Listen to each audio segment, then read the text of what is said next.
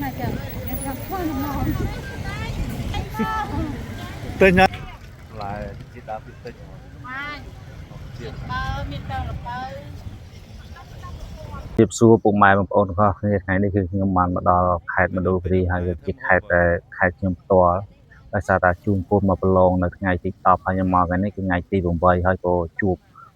អ៊ំពូមិញដែលជាជ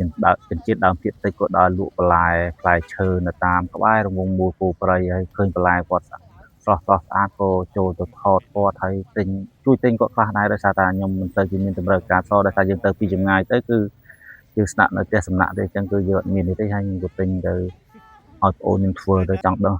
សាករសជាតិកវាញហើយនេះកវាញបងប្អូនវាកាលនេះខ្ញុំដែរស្គាល់ហើយទៅលើកទី1ទេហើយ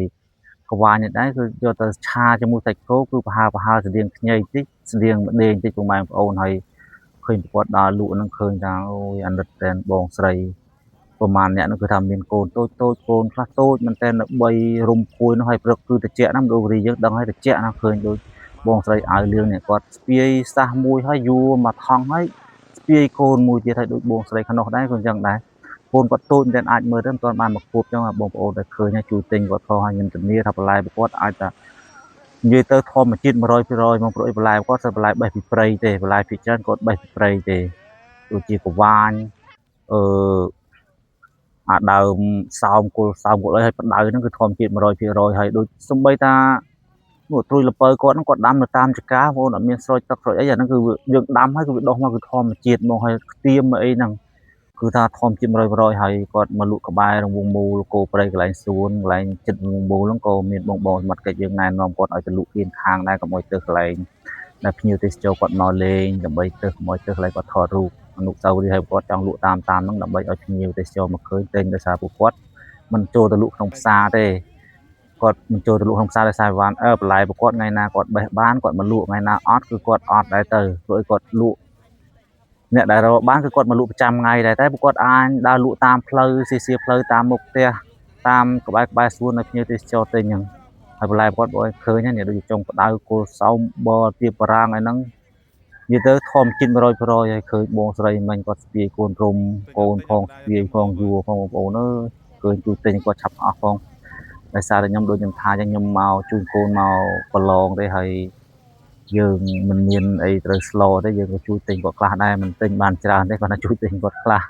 ដោយសារឃើញគាត់ថតឃើញគាត់ថាយើងសុំគាត់ថតក៏ជួយទិញគាត់ខ្លះទៅហើយវីដេអូនេះមានអីទេម៉ែបងប្អូនគាត់ថាមានតែប៉ុណ្ណឹងគាត់ថាឃើញបន្លែរបស់គាត់ស្រស់ធម្មជាតិក្មេងតូចមកស្ពាយហើយមិនដឹងថាបងប្អូនខ្មែរយើងមានអ្នកណាខ្លះអាចធ្វើបានដូចគាត់ស្ពាយឡើងពេញសះហ្នឹងមិនស្រាលទេណាបងប្អូនចូល4 10 20គីឡូហើយស្ពាយកូនមួយហើយគាត់យួរបានមកថងទៀតខ្ញុំឃើញហើយអូយស្ញើមែនតើនេះហៅថាមេដាដៃ100បងប្អូនក៏ទៅប្រកួតស៊ូហើយគាត់មកពី